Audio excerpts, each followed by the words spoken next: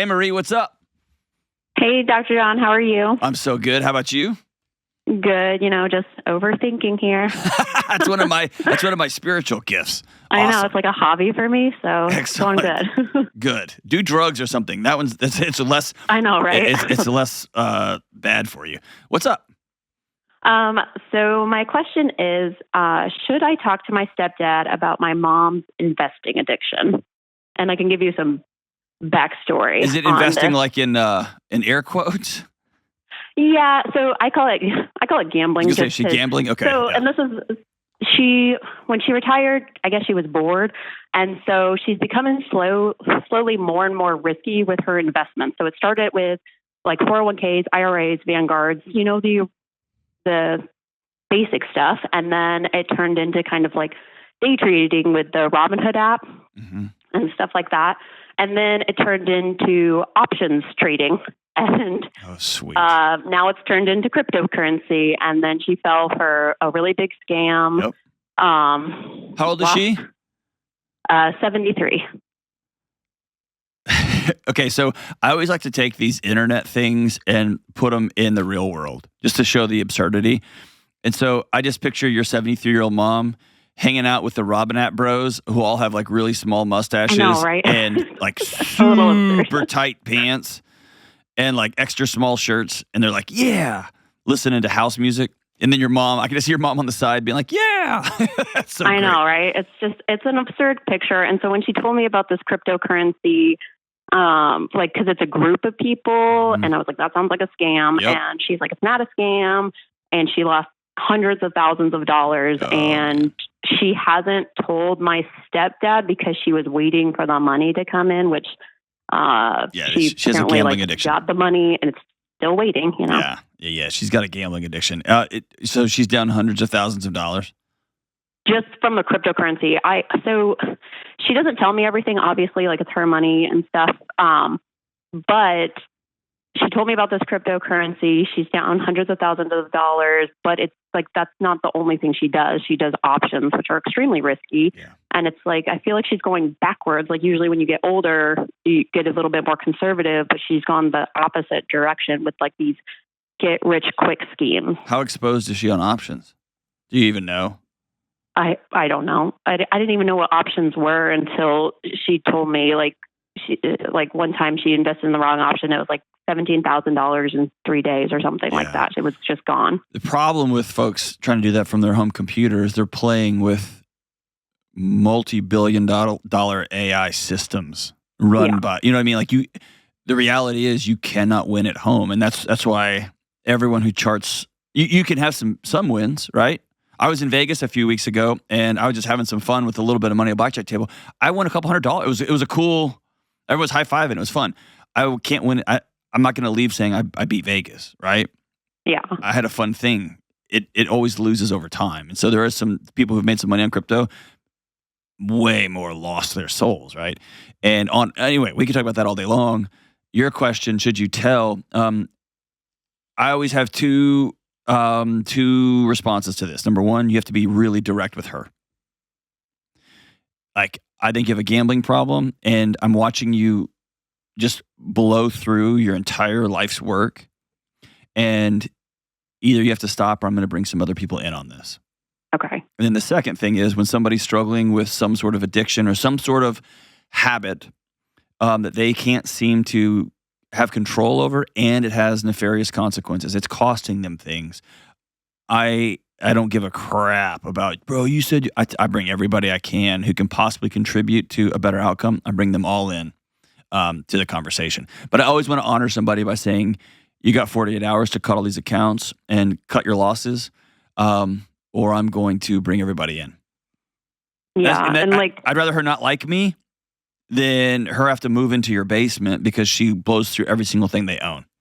Yeah, and that's like what we're kind of worried about is like I don't have hundreds of thousands of dollars to support her if she needs to go into like a retirement home. Like that's kind of what her money is for, and like we don't have enough room. I mean, Austin is expensive. Like we don't have enough room for her to like come in and stay with us and get the home health care and stuff. So that's kind of I've tried to talk to her about it before because she did tell me about the options, and I was like, I think you have a gambling problem. Like, this is getting really bad. And she's like, it's not gambling, it's investing. And like, that's kind of her mindset right now. Right. And I know with addiction, they kind of have to be the ones and to like, say, okay, I'm going to make the change, but I don't know how.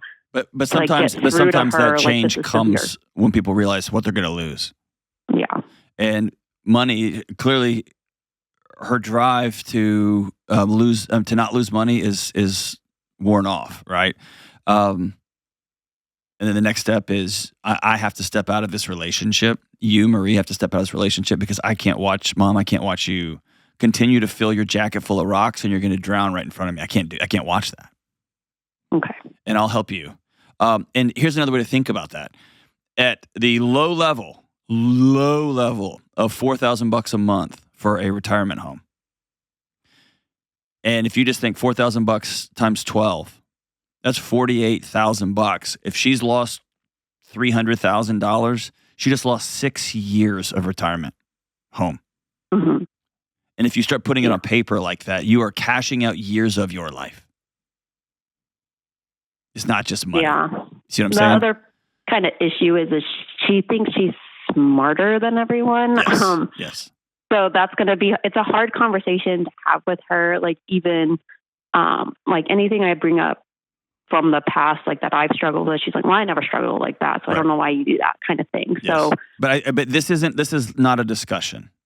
Okay. This is a very straightforward. Mom, you've lost this many hundreds of thousands of dollars. You have a gambling problem. I see it. We all see it. And I'm not going to let you drown like this. Okay. And if she chooses to cut you out, great. Just let her know. You can cut me out. That's fine. I'm going to tell every single person in your life who loves you that this is going on because somebody's got to step in. Yeah. Or you got 48 hours to tell your husband, you have 48 hours to cut these accounts off and let's go figure something out. My guess is it's way worse than you think it is. Yeah, I'm 100% sure. Okay. All right. And like any good gambler, she's trying to make her like she just needs one win and she gets it all back, right? Yeah. And just one more win. And like she keeps looking into those kinds of stuff. That's right. And it gets riskier and riskier and you lose more and more and more and more. I hate that for you. Okay, let me ask you this question though. Is she a multi-gajillionaire? Is she? Okay. No. Well, then, so the weird part, so that's how she originally made all of her money was through stocks. Mm-hmm. And so she sold a bunch before like Y2K and made a lot of money that way. But I would say less than 10 million in 2000. And so like, that's a big number, but at the same time, she spends a lot, like a lot. And even me and my siblings are like, where is she getting this money? Kind of thing. My fear is you quickly go into a world where you are leveraging debt for these investments and that you end up borrowing money to gamble. If she has $10 million and she wants to blow $200,000 on like option speculation, cool. I mean, she can do that. And you'll probably faint at this because this would be your money in inheritance. But if you have $10 million in your checking account, you can light $200,000 on fire in your living room. And it's not going to change your life. You still have $9.8 million left, right? You're fine. She doesn't have that. No. But I think in her head, she still has that $10 million sale and she's burning through her cash at a rate that she's going to suffocate from the smoke. Exactly. Like she even told me she had to like move around money, like whatever that means. No. Gosh, yeah. And by the way, it may be too far gone. I mean, it may be that she needs to call. I mean, that you need to call father-in-law or father. Yeah. Yeah, stepdad. But yeah, I just as a general rule for everybody listening, if I've got somebody in my life who I love who's struggling with an addiction, I always go to that person first, but it's not hey, are you struggling with? I don't do that. At this point, I go in and say, here's what I see. Here's what I know. Here's the boundary I'm going to draw. And also, they're always the or what. Here's what I'm going to do next. You got 48 hours. You have 24 hours. And if it's a life-threatening one, then I go in with a couple of people because we're not leaving this conversation with you just going back by yourself. We're leaving this conversation, you're going to rehab. This one's a little bit different because like her immediate life isn't at risk, but her long-term financial health, she may have 20 more years left. 20 more years left, right? And she's just burning cash like it's fireworks. And so yeah, I would say you got 24, 48 hours, and I'm going to tell everybody. So I'm going to honor you by letting you have this conversation, or I will.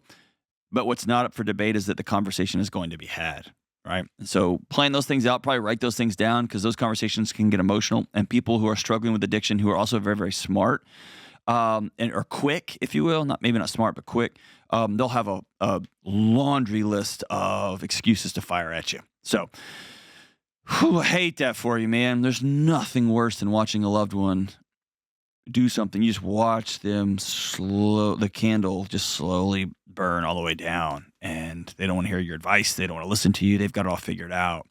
And you just see this car crash coming. And I hate it for you. I hate it for you. I hate it for you. Thanks so much for the call, man. She's lucky to have you as a daughter. And now you got to do hard daughter stuff, which is step in. I'm grateful for you.